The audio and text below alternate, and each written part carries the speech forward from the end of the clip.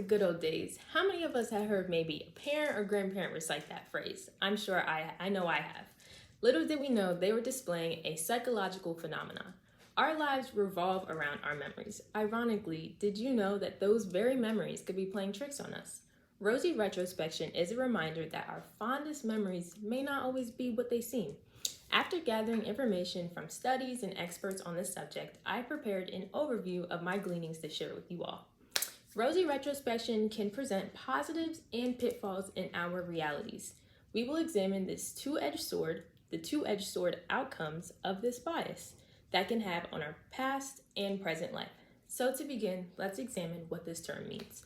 So, rosy retrospection is humans' tendency to more fondly recall the past relative to the present. It can almost be associated with the feeling of nostalgia. This idea was introduced in 1999 when Terrence Mitchell and Lee Thompson of Northwestern University published an article entitled A Theory of Temporal Adjustments of the Evaluation of Events. And in this article, they investigated, they examined people's anticipation of actual experience and subsequent recollection of meaningful life events. Collectively, these results supported the hypothesis that people's expectations of personal events are more positive than their actual experience during that event, and that's rosy prospection.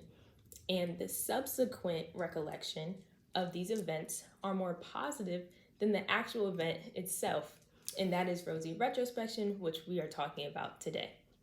So why do we do this? Well, there are many theories to this madness. Some psychologists believe that it's just simple science, that it's a shortcut for our brain to simplify and exaggerate these memories to just store more long-term memories and make it easier on ourselves. Others believe that we tend to do this to rationalize our negative experience, to almost minimize its impact on ourselves. So whatever the case may be, it is also important to recognize the safety nets and dangers of these distortions, because there are both. So let's begin with the dangers.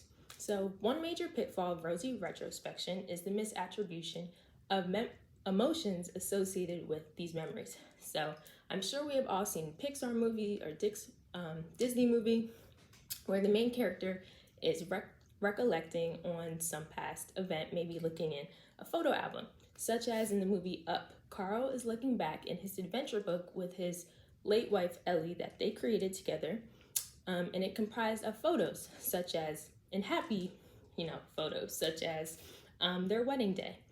Also in the movie Big Hero 6, Hiro is rewatching videos of his late brother Tadashi that he recorded on their robot Baymax. Granted, it is important to remember that rosy retrospection is not telling us to not feel any emotion, right? We all have them. However, it is highlighting that it's easy to almost forget that there were also maybe some not so fond moments in the past as well during these seemingly great times, right? So maybe when we're looking back at old family photos or family album, we see lots of smiles, right?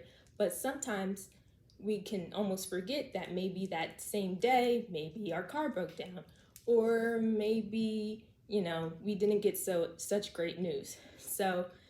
But that wasn't captured, right? So takeaway is to sometimes approach, or all the times, approach our nostalgic feelings with a bit of skepticism, so we're not so easily swayed.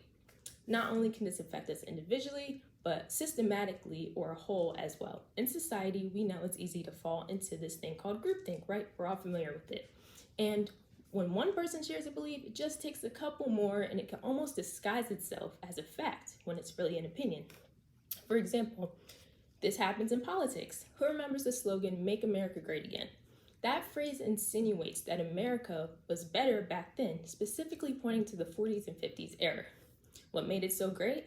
It was a time, and I quote, that we were not pushed around and we were respected by everybody. We had just won a war. We were pretty much doing what we had to do. This end quote, and this is from former President Donald Trump, and he stated this in an interview with New York Times. So historically, yes, during this time, the U.S. was the strongest military power and our economy was thriving. However, what else was happening during this decade? Well, for one, the onset of the Civil Rights Movement. And yes, this was pushing for something more positive. However, it was the result of racial inequality and injustice. And also the onset of the Cold War. So, not so great events that we probably want to have to go through again, right? So, it's again imperative to remember to look at the bigger picture, not just hone in on small details, right?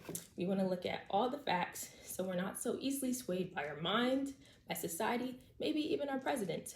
So, now as we switch into more positive view of the phenomena, let's look at that. So, conversely, it can serve the purpose of boosting a person's overall sense of well-being. Elizabeth Loftus, an American psychologist and professor at Stanford University, believed this to be true. She wrote about this in her book entitled Memory, that positive memories can help our self-esteem when we picture ourselves in more positive circumstances. Further, a lack of rosy retrospection could eventually be the cause of some maybe mood disorders such as depression and anxiety.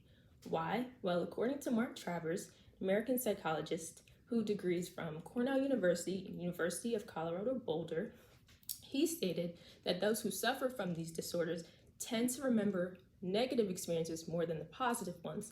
So that's almost the opposite of rosy retrospection, right? So we want to remember that rosy retrospection can actually keep us in a more positive frame of mind. So definitely, it has some upsides. So, and it can be a little rosy, and it's just like its name. So to wrap up, let's briefly review what we have discussed. So, rosy retrospection. It's a cognitive bias that causes us to view the past disproportionately more positive than the present. It can present pros and cons in our daily life, can haphazardly distort our past experiences, making us think they were better, distort the present, making it seemingly more difficult or worse. And as well, it can also affect our lives in society when it comes to group thinking. So on the other hand, it can also increase our self-morale, right? And motivate us to just be better. Without it, we could sometimes suffer direct consequences such as depression and anxiety.